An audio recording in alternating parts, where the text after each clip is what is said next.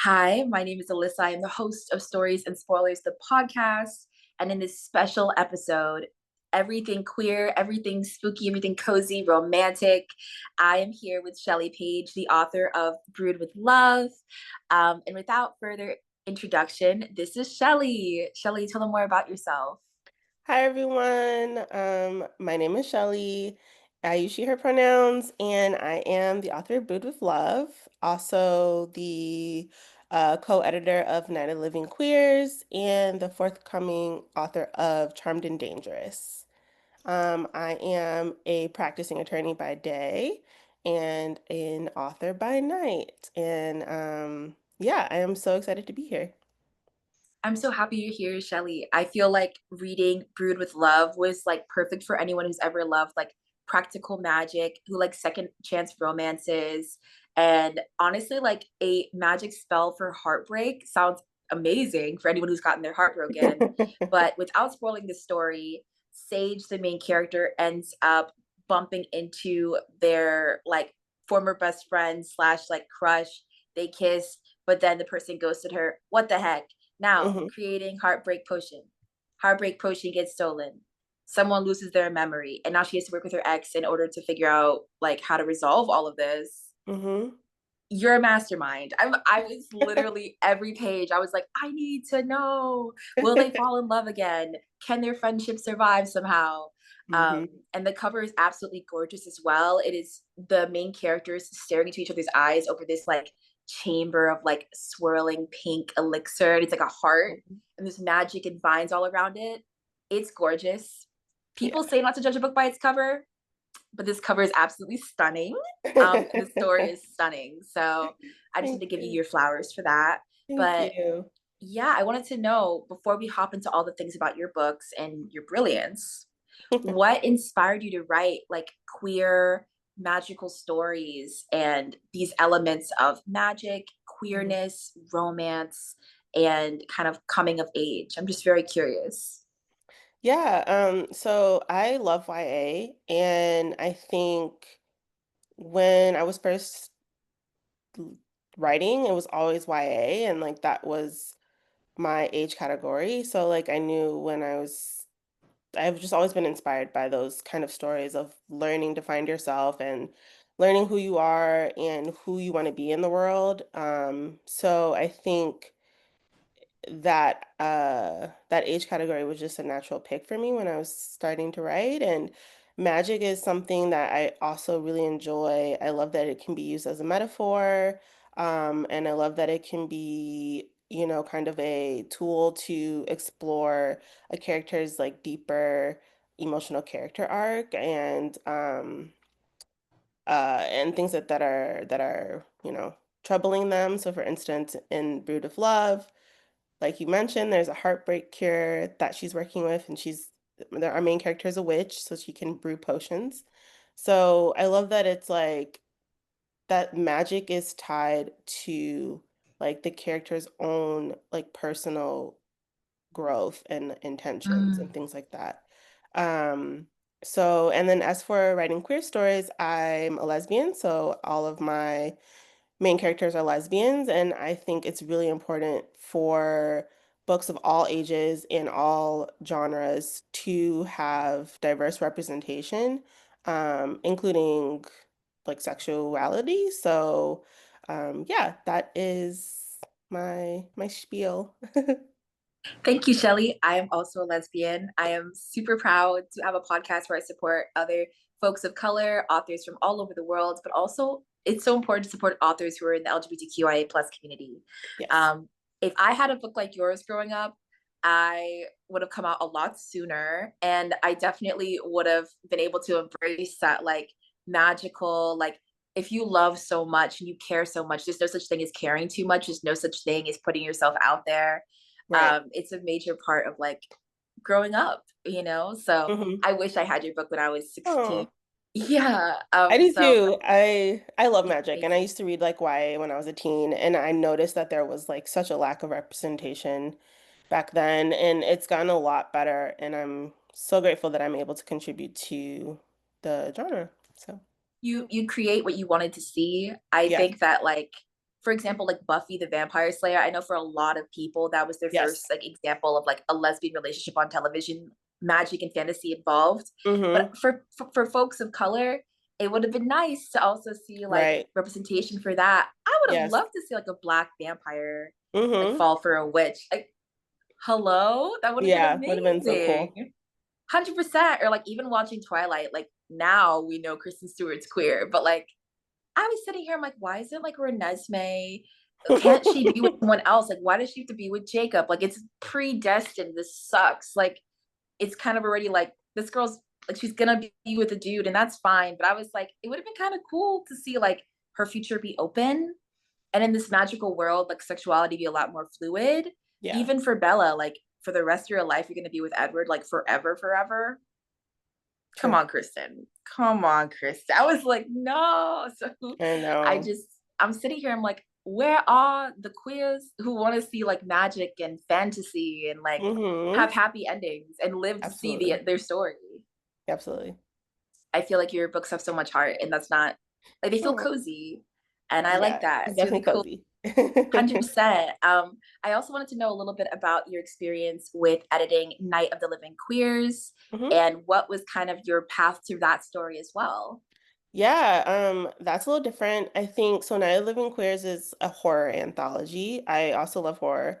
I kind of like horror for the same reasons I like fantasy, which is the idea of like exploring some deeper like trauma or deeper issue within the character through the lens of like fear versus fantasy or romance, for instance, would be like love like induced like issues.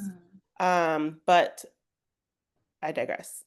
Night of Living Queers. Yeah, so that came out in 2023. It was a horror anthology, and I edited it with Alex Brown. And we, I knew I wanted to have a horror anthology that was solely featuring authors of color and specifically queer authors of color because there were so many anthologies out that lacked that type of representation. So Alex and I put together a list of who we would think would be great fits for the anthology and reached out to a bunch of people and we ended up with 11 contributors plus me and Alex to make 13 and yeah that Spooky book. number. Hmm? It's a spooky number. Yes, a very spooky It was meant to number. be. Yes.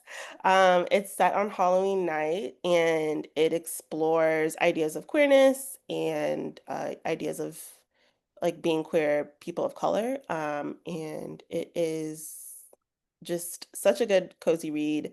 The stories range between like very scary and like minimal scream, I would say. So there's something in there for everyone.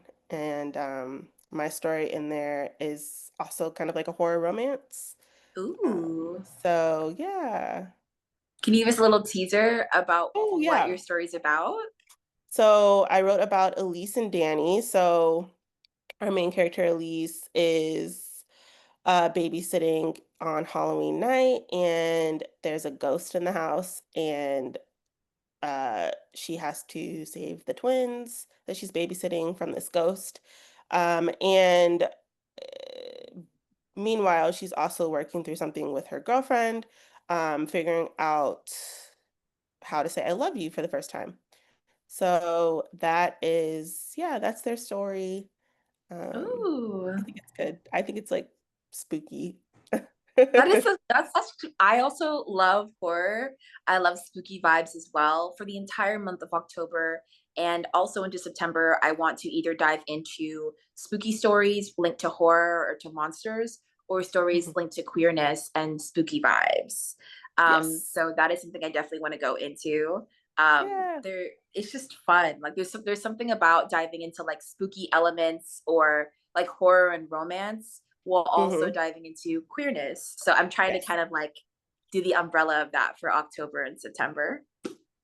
Not in that order, obviously, but it's just there's something about like everyone I know who loves romance also may have a little thing for like horror, which is Yeah. interesting. It kind of go Hmm. chocolate and wine, like they kind of go together, Yeah, I Penny and would Jelly. say yes, I would say they are good pairs because, when you're in like a scary situation, what better way than to confront, who you actually like, especially if you're in it with them. Yeah, it's like if we're gonna go, we might as well just like say all our truths right Yeah. now. Yeah, Yeah. exactly. I don't I there's a movie that came out called Bodies, Bodies, Bodies, Mhm. and so much queerness. I was 100% here for it. But I was like, dang, I didn't think about like spooky moments and then like secrets come out, good Right, or right, bad. right. I would read an entire horror anthology about like putting like queer folks in a house and it's a haunted house. We all Mhm. survive, but like I secretly love you. Who said that? Like I know. it's giving like or like drama camp. If they're all at drama camp during Halloween season, are you True. acting or do you like really feel this way? Right. Write it, please. Take my ideas, take them. I also want to know a little bit about you. Mhm, And if you were a witch like the main character of Brewed with Love, what mhm. potion would you want to make and why? Yes. So I have two different answers for this. Ooh. I will say when I was writing Brood of Love, I had this little Bichon, my dog, that lived with us, and he was 17. And in the book there is a pooch potion. And that kind of is like a pup cup, but it like reverse ages them. So I would have Mm, loved to have that for the dog. Um, but we don't have the dog anymore. He passed away, so I'm sorry. it's okay. So I would say I would love to have honestly, any of the, like, calming teas that are, like that they so Tiva is, like, one of the kind of, like, secondary grandma, to Mm, Sage, and she has, like a magic tea that, like, is calming, basically, that would be so cool to have, just, like, drinking a tea and then your mood is just, like, instantly, like, improved, which is, like, doable, I think, in real life, but, like, yeah, that would be great. like magical. That sounds Mhm. amazing. Mhm. There's something about like magical books written by women of color to me that just hit different. Mm. And like there's something about for me, like if I could watch Practical Magic, but it was like women of I feel like it wasn't that diverse. But if there was more like diversity in that world, you know what I mean? Like this element of like magic where it's like wishful thinking by Celestine Martin. Like she also wrote a really beautiful like small town witchy romance Mhm. with a merman, and that was interesting. And like how they put salt in their water, that would make sense. Like, or Yeah, even just like family magic and how that gets passed right. down. I think that's so Generational. beautiful. Mhm. But with your book, seeing like how like in when you're in love or when you're in pain, like how that kind of intertwines with your magic. I think that's so Yes. beautiful. Yeah. And I have a very my cat Midnight. He's not here, but he's all black and he has green eyes, and I feel like he can sense when someone is good because he wants to Mhm. cuddle and he just loves them so much. And when I read with him, if he likes a book, he'll like roll around in it. If he doesn't like the book, Aw. he'll like sit on the other side of the bed. He won't get close to me. Mhm. So when I was reading your book, this guy was all over it, and I thought that was so Aw, adorable. I was that's like so my little great. magical black cat who's just Uh-huh. there's something about like reading a book that makes you feel at home or makes you feel so seen. And Brewed with Love was that for me. Oh, So thank you. I don't want to dive into too many spoilers because I really want everyone to read your book. Oh my You gosh. too. But yes, if you're a huge fan of like second chance romance, young adult, magical vibes, perfect for autumn, perfect Yes. honestly for year round. This Yeah. book was divine. Like, ooh, ooh, ooh. Thank But I was you. curious, like, what kind of magic you would want. I also know that you have an Mm. upcoming book coming out that I'm excited to Mhm. touch on as well, um, which is Charmed and Dangerous. And the Mhm. cover is also absolutely stunning. It is not out yet, y'all. You all have to Not wait, yet. just like me. but it's this like person and they're in a suit and there's like papers Mhm. flying all around them in like an office setting. And it looks like they're like gnomes, like little Mhm. Little gnomes garden around gnomes. them. Mhm.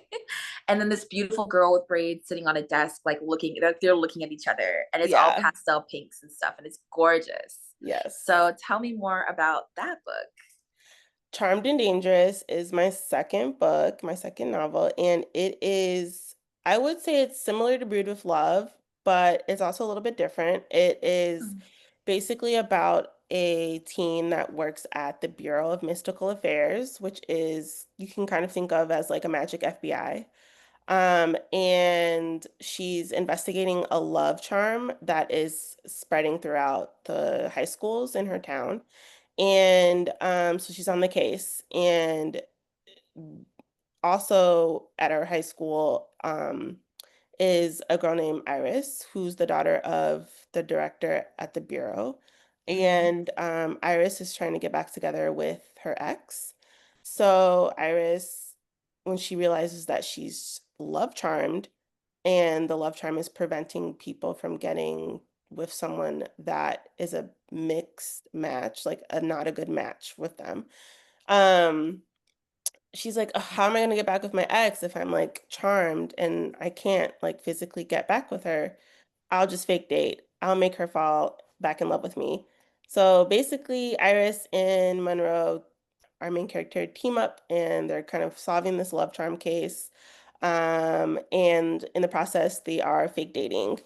And lots of shenanigans ensue. It's very like Agent Cody Banks. It's Ooh, very like Spy Kids. It kind of feels like very like, there's a lot of like there's a lot more action, but it's also a lot more high school events because it's fake dating.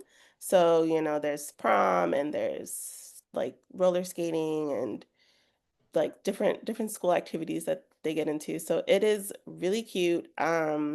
Sapphic romance, and Monroe is she's just like a little like golden retriever.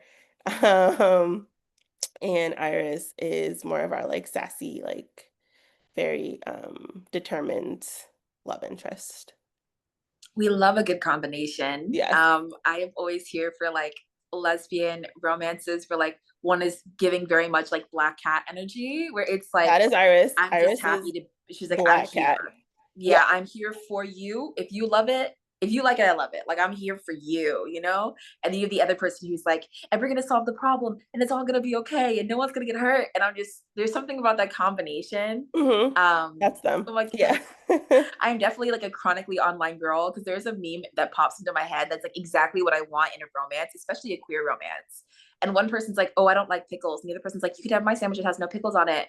And they're like, "You would do that for me?" And the other person's like, "Yeah, I would do anything for you." And the really serious one is like, "If you have any enemies, like it's taken care of. Like it's done. Like I am with you forever. Like locked in." There is something about like the bubbly one versus the one who is like, "I would literally burn the world down for you." Like just say the word, just say it. I'm sitting here and I'm like, I love it. It's so cute. Also, fake dating, Hmm. something about it, it hits. It's great. Like I can't describe I what they do put love it a in. fake dating. I really do. 100%. It It's feels like so Kiki Palmer. fun. Like this has got some sweetness to it. Like it's Yeah. good. You know, I And can't it's like, describe it. do we like each other or are we just really good actors? Ooh, that brings me to a good question. What is one of your favorite tropes to write? Because I'm curious if there's one Hmm. you prefer out of all of them. My favorite to write, I would say, I really enjoyed fake dating. I also really liked second chance romance. I Mm. think that is a little bit more tender and like sweet, and there's a lot more to work through. Mm. But with fake dating, it's fun, and I think you can get a lot of banter and a lot of um, put them in a lot of different situations to make them like squirm. So that's like fun to write. I think second chance romance though is like more, it feels like I'm actually like writing a more like romance versus like a rom-com, if that makes sense. Like it's more a little bit. more serious at times because there was a Mm. reason that they didn't work out the first time. So there's a little bit more to overcome um between two people, I think. But like with fake dating, it's just fun. It's just so much teasing, you know? I get that. I get Yeah. that. I personally, whenever I see that trend, people like, especially in the book world, they talk about their real relationships and they talk about the tropes in their real relationships. Like, oh, we're second chance romance, or we were high school sweethearts. Mm. I'm a second chance romance girl in real life. Mm. So there's something about like it makes me think of like that Keanu Reeves quote where he says like I think Drew Barrymore said it. She was like talking to Keanu and she was like, yeah, I'm not a fighter. I'm a lover. He's like, well, if you're gonna be a lover, you have to be a fighter because you have to fight Mhm. for love. I was like, yeah, baby, a warrior of love. Like there's something about like putting yourself out there again, trying to heal things with that person. Like, Right. you walked away, but it's like I never really forgot about you. Like you've always been on my mind.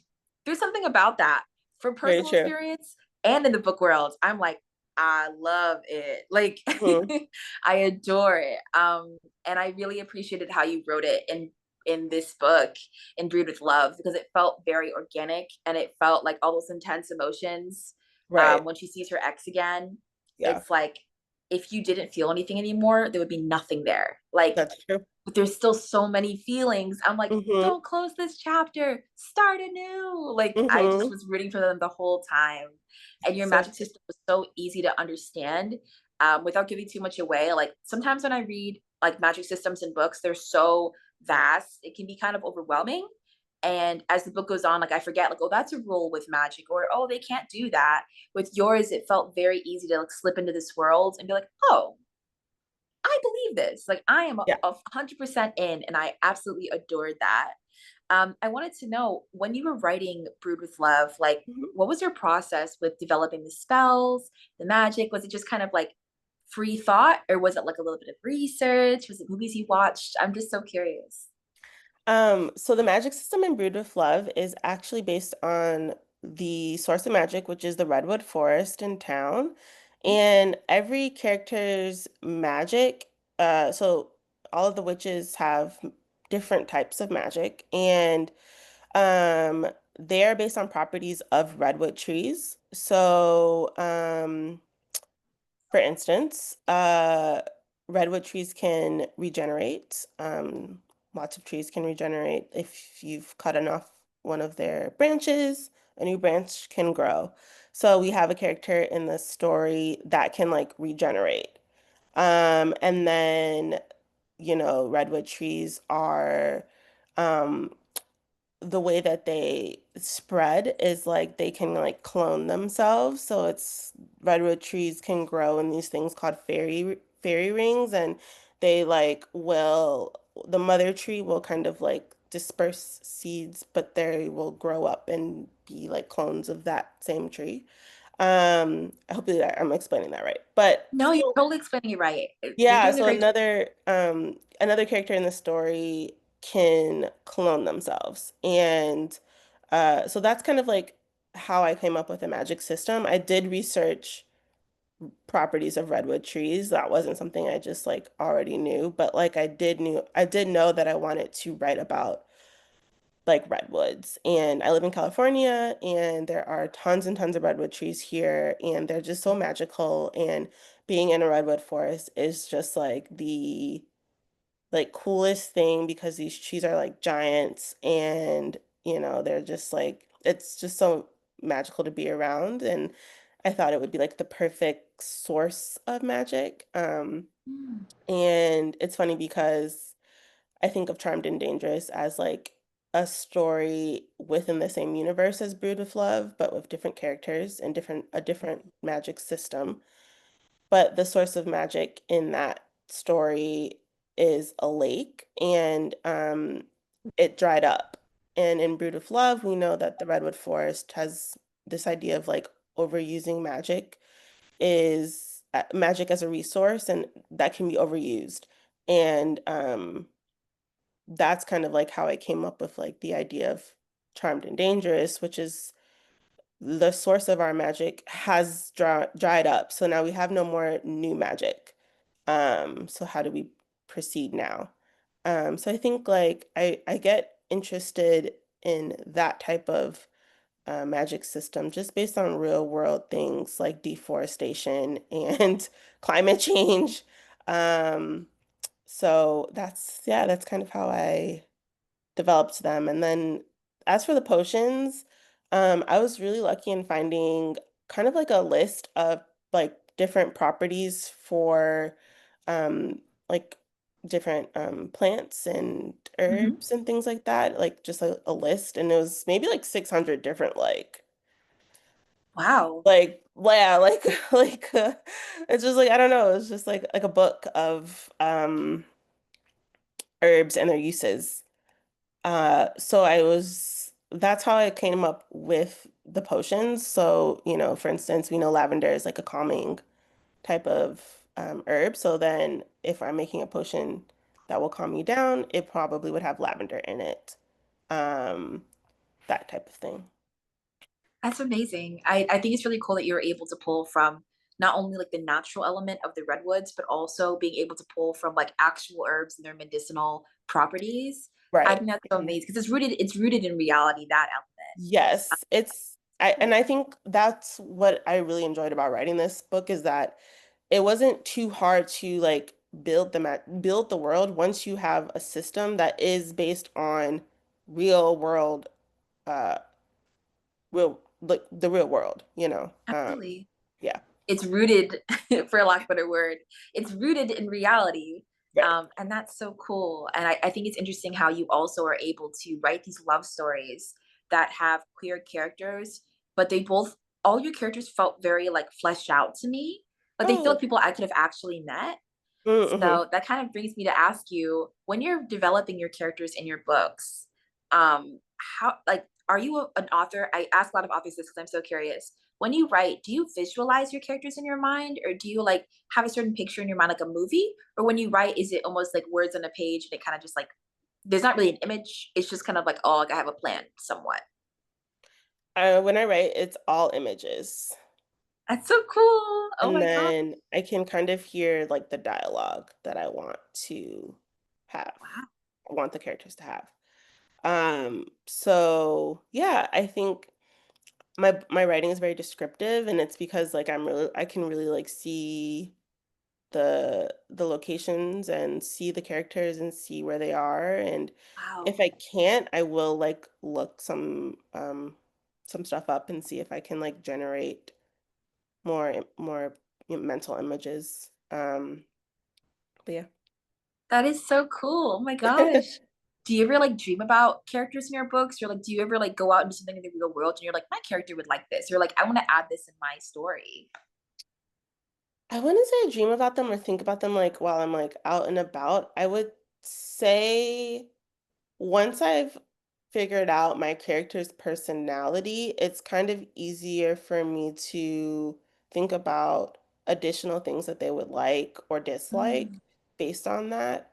Um, and especially so for Sage, she's kind of risk adverse and she's not really interested in doing new things and is kind of like, you know, not a homebody, but like is just happy to be happy to be who she is and what she's doing at that current time. So she's not really explorative and she's a little bit sheltered in that sense. mm. So I think it was easy for me to think of different things that she would be exposed to normally that she might usually say no to.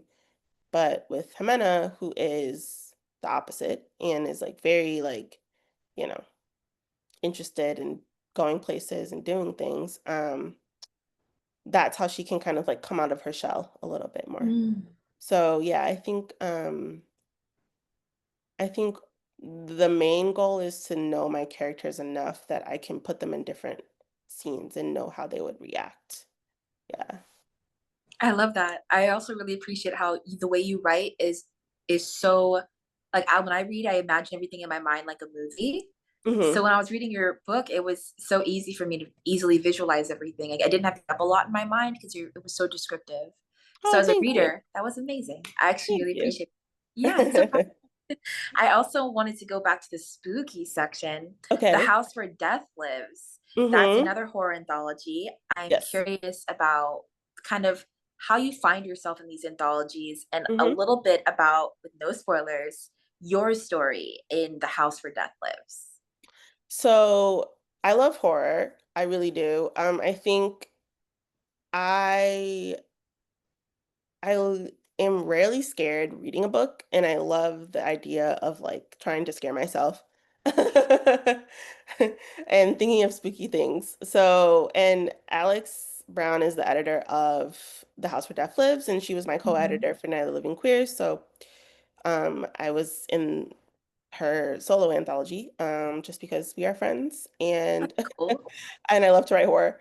So I'm grateful she let me be in that anthology. And my story is so the premise of this anthology is that there's a house that kind of exists outside of time and space. And so there's different rooms in the house, and each author was given a room, and I picked the game room. And my story is about a girl Jade, who is hearing this voice call to her, and it's coming from the house, and she goes in the house, and the only room that's open is this game room, and she gets trapped in there, and in there with her is this like kind of like mysterious figure, who we later learn is like a fae, like a fairy, and is kind of Ooh. like mischievous and is just like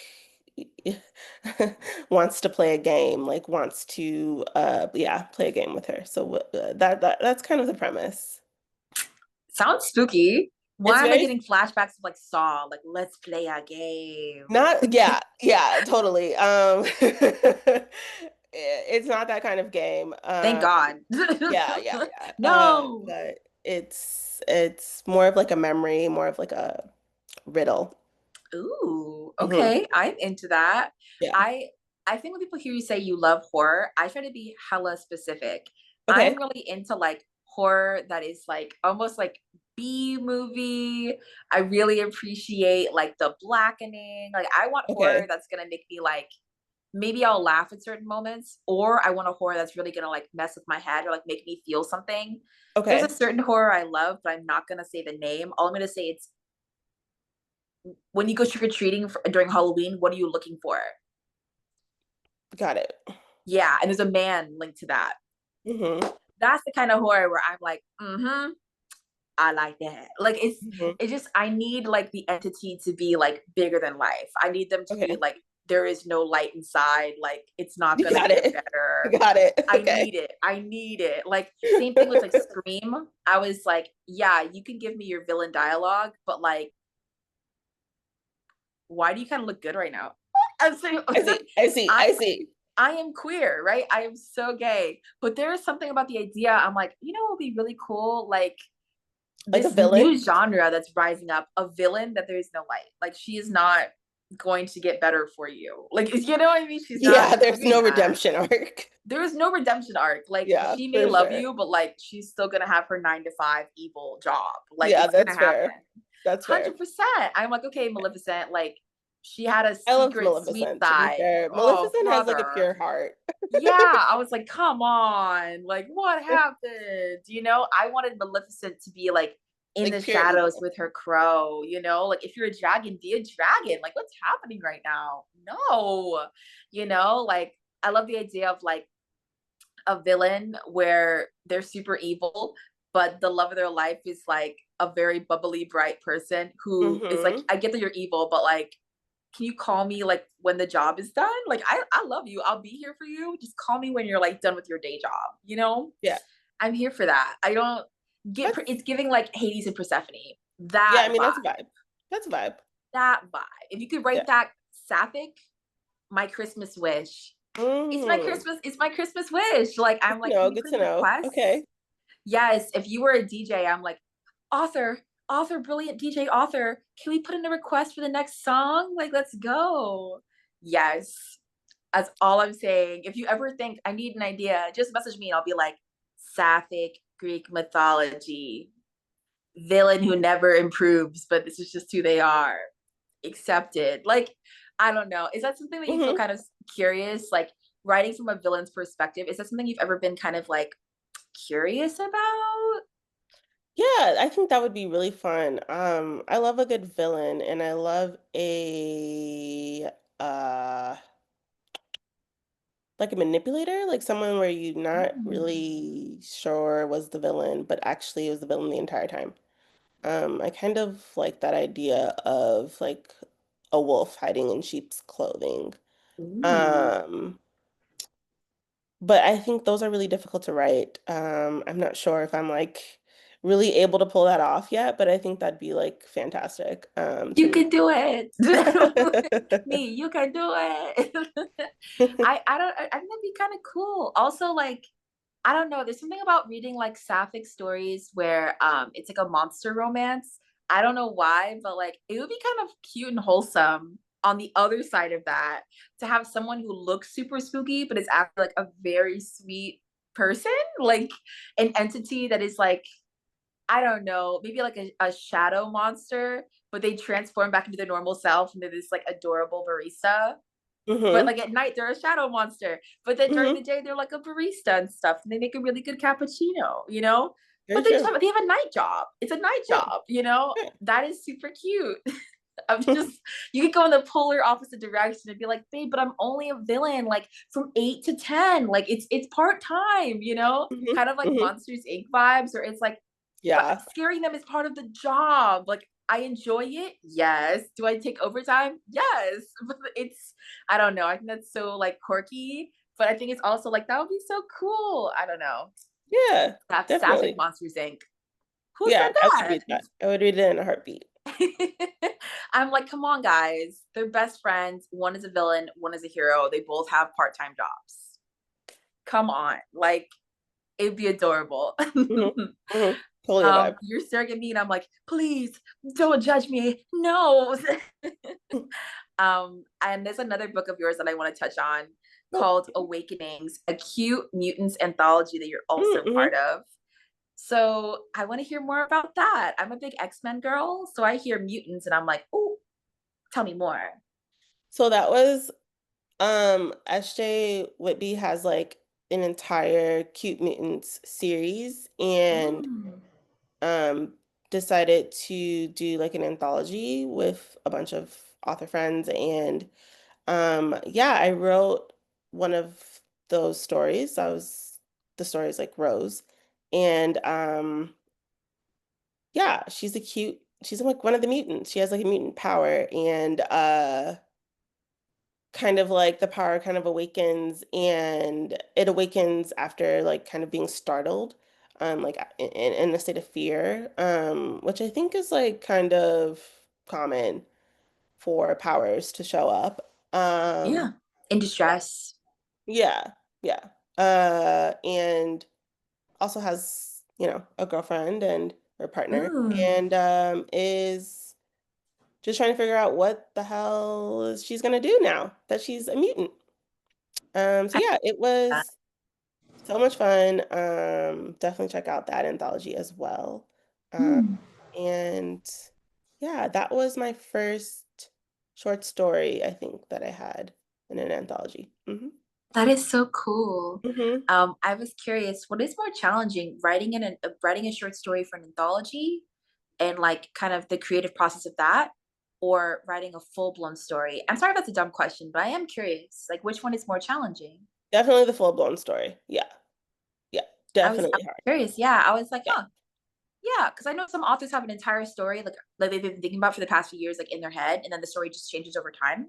But I also know some people who are like the creative process can be challenging. So I was curious, like what it's like that for you. Yeah, so I think for short stories, I think are a lot easier for me because I can come up with like a one solid like event, I guess is what you're writing about. You can write about a single day, a single like inciting incident, is basically how I think of it. And Mhm. it's similar to the book in that, there are different plot points that I'll go through. Um, Mhm. but without all the extraneous, like, and in a novel, it's not extraneous because you are tying everything together.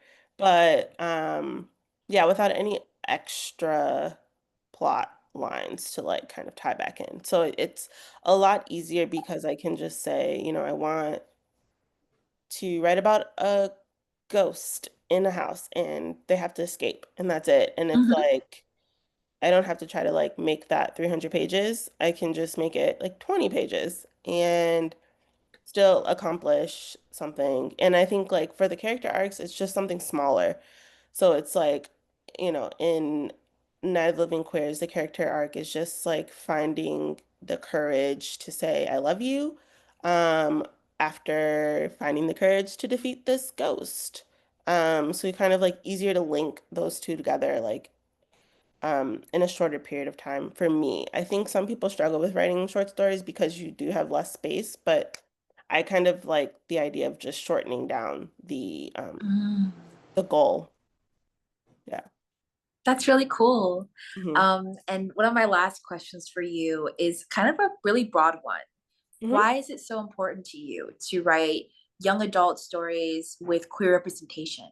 And kind of where does your passion for writing come from for that? Yeah, so it's really important to me because I grew up with not enough queer representation in books, and I was an avid reader as a kid, and a lot of the books I read, I didn't see myself in, and if I did, it was like as a side character or um, just like very briefly. And I think I would have loved to have stories that were where the main character was queer and like of color and upfront and like very like tailored to my identity. And so that's why I continue to write those characters also because that's the experience that I'm coming from and I write my own experience in my books. So I think it is, and I think my experiences are unique enough that they make for good stories. And yeah, Cool. I I'm so just yeah. grateful that you share your stories with us. Oh, thank you. I'm grateful I can actually publish them and have them in the hands of readers. So it Mhm. is fantastic to hear that they are hitting their marks, that the readership is there. I'm so happy that your books are getting all the love they deserve. Thank you. I do like to always ask authors if they have any quotes from their books or any lines from their Mm, books they want to share. And I'm mm, just curious if there's any lines from your books or quotes that you're like, man, no context, but I ate with that. Like it was super good. I know I'm putting you on the spot, Yeah, I would but have I'm to just grab, let me curious. see if I can like grab a copy. Yes, please. Yeah, go Okay, right ahead. be right back. Okay. Yep. Listeners, while we wait, I'm just going to share that, like in autumn, I think it's so important to support authors from a lot of different varieties and communities, supporting authors in the LGBTQIA plus community, supporting authors in the Hispanic community, in all different varieties of communities. And I'm just really happy Shelly Page is here because spooky season, I see a lot of like costumes like straight couples, and I'm like, that's really cool. But it would also be nice to see costumes that cater to like non-binary couples, trans, fluid, two-spirit, bisexual, pan. Like I just like with all the books that people are writing, especially like Shelly Page, um, even if people don't understand the references like to your costume or the references to the books you love, like having books like Shelley's book in Barnes and Noble or in small owned like local bookshops or in like a little library, or having them at your own library. Accessibility is so important. And I just Shelley writing these books and sharing them is you never know who's gonna find it. You never know who needs it.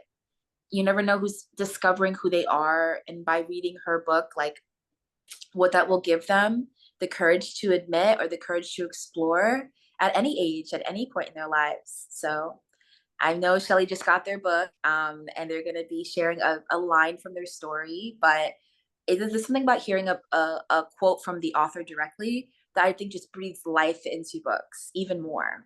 So I will pass it off to Shelly now.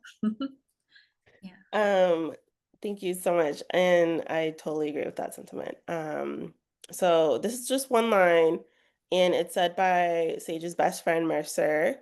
And she says, "You may have history, but you also have chemistry." Oh, that is so cute. I love Um, that line. I think that's pretty much sums up the entire book. Ooh. And that is from Brewed with Love, y'all. So Yes, all of the books referenced in this love. episode, please check them out. Brewed with Love, perfect for spooky season, but also perfect for year round. Yes. Um, and I just like the vibes are immaculate. And Shelly, where can they find your books? Where can they find you? And thank you so much for coming on the podcast. You are Oh yeah, amazing. thank you. Thank you for having me. Yeah. Um, you can find me on Instagram and X at Shelly_P_writes. And my books are pretty much everywhere. And Charmed and Dangerous is available for pre-order. Also at most places where books are sold. But please Awesome. support your local indies if you can. Definitely, y'all. Seriously, support your local bookshops. Also, like, check out Shelly Page, check out authors who write magical, beautiful stories year round. And please show this podcast some love, like on YouTube, subscribe, follow on Spotify, leave a nice little rating if you can. All of it helps. But most of all, support Shelly. Support Shelly Page and check out her books. They will all be linked in the show notes below. And I hope everyone has a wonderful day. And especially during spooky season, put on your costumes, put on what you want to wear, be who you want to be, and love who you want to love. It's all so, so important. So thank you all for listening and have an absolutely wonderful day. Bye.